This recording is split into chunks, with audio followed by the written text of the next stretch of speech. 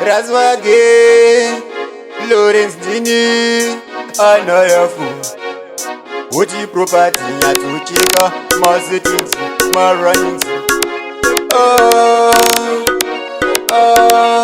Kadindi no jema baba vangu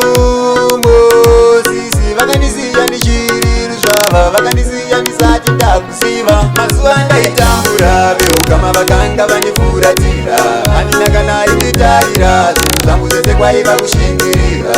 Mazuanda itambura Veo kama vakanga vanifuratira Aninakana ititarira Zangu zese kwa iva kushingirira Suvane suvando gara nichichema Nizo yangu ini pamatama Everyday nini chingo demba Uchidai varipo vangu baba Mwari vari kumuzoro munochengeta Shirika zikunyangwendenderera Takazuwa nawo kwekuponera Nasi unoini ndovaimira Masuanda itambura Veo kama vakanga vanifuratira Aninakana ititarira Zangu zese kwaiva kushingirira Masuanda itambura Veo kama vakanga vanifuratira Aninakana ititarira Zangu zese kwaiva kushingirira Nimosha here kufirwa na baba Kuti vanibazire vaisada Vaingonibata semuranda Kunita kunge ndiri napwa Makore mangani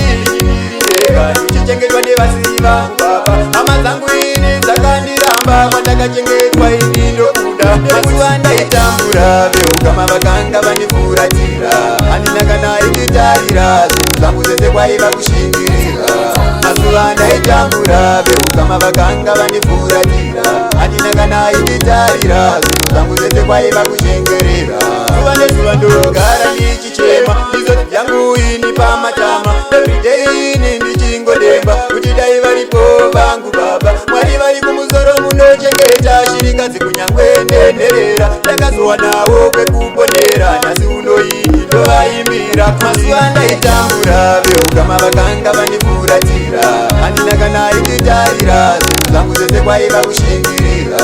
Masuanda itambura Veo kama vakanga vanifuratira Aninakana ititarira Zangu zese kwaiva kushingirira Nimosha here kufirwa na baba Kuti vanibazire vaisada Vaingonibata semuranda Kunita kunge ndiri napwa Makore mangani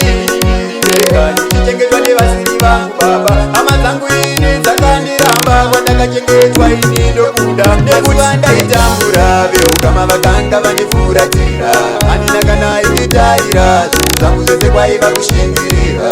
Masuanda itambura Veo kama vakanga vanifuratira Aninakana ititarira Zangu zese kwaiva kushingirira